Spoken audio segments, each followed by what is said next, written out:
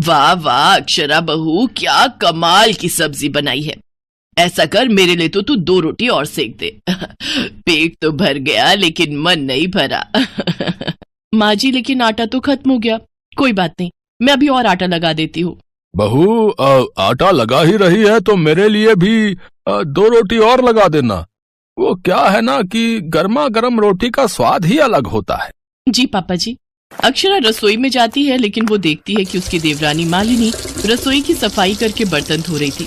अरे मालिनी, तुमने चकला बेलन सब धो दिए क्या? हाँ दीदी, मैंने सोचा जब तक मम्मी पापा खाते हैं तब तक मैं अपना काम निपटा लेती हूँ, उसके बाद हम भी सुकून से खाना खा लेंगे। फिर उसके बाद के बर्तन तो नहीं धोने होंगे ना? हाँ, लेकिन अभी मम्मी जी और पापा जी को 2-2 रोटी और खानी है। क्या? लेकिन अभी तो मैं सबसे पूछ कर आई थी तो उन्होंने मना कर दिया था, और अब 2 मिनट में फिर रोटी मांगने लगे। हाँ, आटा भी फिर से लगाना पड़ेगा और किचन की सफाई और बर्तन फिर से धोने होंगे। कभी कभी तो मुझे लगता है ना कि ये रसोई नहीं ढाबा है, ढाबा जो हर वक्त चलता ही रहता है। अरे बहू, अभी तक रोटी बनी नहीं क्या? पता नहीं दोनों सारा दिन क्या करती रहती हैं। 2-2 बहुएं हैं, फिर भी खाना टाइम से नहीं मिलता है। जब देखो दोनों आपस में गुटरगू करती रहती हैं। भाभी, मुझे और चावल खाने हैं, 1 कटोरी ला दो ना। लेकिन रेखा, चावल तो सारे खत्म हो गए, जो भी थे पापा जी और तुम्हें दे दिए। ऐसे कैसे खत्म हो गए? पूरा 1 क्विंटल का कट्टा रखा है स्टोर रूम में, और तुम मेरी बेटी को 1 कटोरी चावल देने से भी मना कर रही हो। देखा माँ, भाभीयों के राज में तो खाने को भी तरसना पड़ रहा है। अब यहाँ खड़े खड़े मेरा मुंह क्या देख रही है? जा जल्दी से कुकर में 1 सीटी लगवा दे। चावल तो कुकर ने बनाने हैं, तूने थोड़ी ना। अक्षरा गुस्से में रसोई में जाती है। अरे मालिनी, ला कुकर भी इधर दे। दीदी, मेरा क्या फायदा हुआ बर्तन धोने का? आप एक एक करके फिर सब ले रही हो। अरे तो क्या करूं? तू कितना भी घिस ले, हम लोगों की मेहनत तो इस घर में किसी को नजर आने वाली नहीं। कपड़े मशीन धो देती है, चावल कुकर बना देता है, साबुन बर्तन धो देता है, और हम दोनों दिन भर झक मारते हैं। दीदी, ये तो रोज का ही ड्रामा हो गया है इस घर का। किसी को आखिर में 1 रोटी तो किसी को 1 कटोरी चावल और चाहिए। अरे बर्तन तो पूरे ही गंदे होते हैं ना। ला अब दे ना बर्तन, अब हम और कर भी क्या सकते हैं? अगर नहीं दिया खाना तो लोग कहेंगे 1 कटोरी चावल और रोटी के लिए बहू ने अपने ससुराल वालों को तरसा दिया। दोनों बहुएं फिर से काम पर लग जाती हैं। इसी तरह वो दोनों सारा दिन किचन में ही लगी रहती, जिस वजह से वो ना तो ठीक से अपने बच्चों की पढ़ाई पर ध्यान दे पाती और ना अपने पतियों के कपड़े समय से प्रेस कर पाती।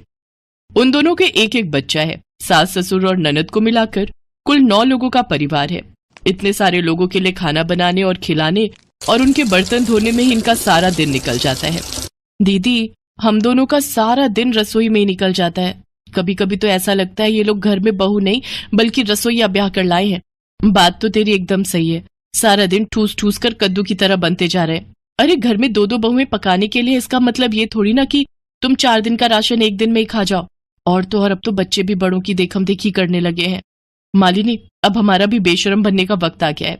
इनकी अकल ठिकाने लगाने का ना मेरे पास एक आइडिया है, जरा कान इधर तो दे। अक्षरा अपनी देवरानी मालिनी को सारा प्लान समझा देती है। फिर अगले दिन सुबह की चाय में वो ढेर सारा मीठा डालती है और फिर चाय पीने के बाद अपनी सास से कहती है, मम्मी जी लाइए जरा मैं आपका शुगर नाप दूं। लेकिन बहू, मुझे क्या हुआ है? हुआ नहीं है तो हो जाएगा। ये देखिए आपका शुगर कितना बढ़ा हुआ है। मैं अभी डॉक्टर को बुलाकर आपका सारा हेल्थ चेकअप करवा देती हूँ, कहीं आपको कुछ हो गया तो। अरे शुभ शुभ बोल मरे मेरे दुश्मन। अच्छा, तू डॉक्टर को बुला ले, लगे हाथ तेरे पापा जी का भी चेकअप करवा लेंगे। कुछ देर बाद डॉक्टर घर आता है। अरे माता जी, अपने वजन पर कंट्रोल कीजिए, नहीं तो ये शुगर आपकी जान लेकर छोड़ेगा। और अंकल जी, आपका वजन तो और दुगनी तेजी से बढ़ रहा है। आपको अपने खाने पर कंट्रोल करना है और 2 रोटी से ऊपर नहीं खानी। हे भगवान, ये डॉक्टर तो हमारे खाने के पीछे ही पड़ गया। माता जी, आपको बुढ़ापे तक स्वस्थ रहना है और पोते पोतियों को बड़े होते देखना है, तो खाना तो कंट्रोल करना ही पड़ेगा ना। नहीं नहीं, मुझे इतनी जल्दी नहीं मरना। बहू, तू ना आज से मेरे लिए 2 ही रोटी बनाना। डॉक्टर उन सबका ब्लड सैंपल ले जाता है और शाम को रिपोर्ट लेकर आता है। माता जी, मैंने कहा था ना आपको शुगर है। अब से आपको चावल, आलू और मीठा नहीं खाना है। और बाबूजी, आपको भी कोलेस्ट्रॉल की दिक्कत है, इसलिए आपको भी अपने खाने पर अब से ध्यान देना है।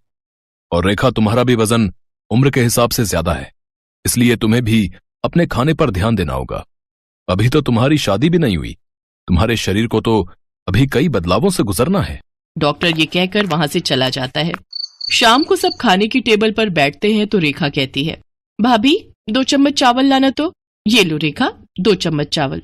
आप तो सच में 2 चम्मच लाई हो। हाँ तो इस घर की बहू हूँ, सबका ध्यान रखना मेरी जिम्मेदारी है।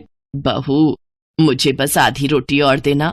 नहीं सासू माँ, डॉक्टर ने आपको 2 रोटी से ज्यादा खाने के लिए मना किया है, और आपने ही तो कहा था कि अब से 2 ही खाऊंगी, इसलिए आपकी और रोटी नहीं बनाई।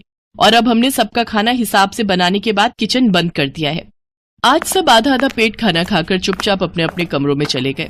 तो वहीं दोनों बहुओं ने भी आज पहली बार समय पर खाना खाया और फिर अपने कमरों में चली गई। अक्षरा के इस आइडिया से सबकी आदत और सेहत में काफी सुधार आ गया था। सास ससुर और रेखा वॉक पर जाते, अपनी डाइट पर कंट्रोल करते और खुद के खाने पर ध्यान देते। अक्षरा के उस आइडिया में डॉक्टर भी शामिल था। दरअसल वो डॉक्टर और उसकी वो रिपोर्ट दोनों ही झूठी थी। वैसे तो कहते हैं कि झूठ बोलना पाप है, लेकिन अगर उस झूठ से किसी का भला हो तो उसमें कोई बुराई भी नहीं है।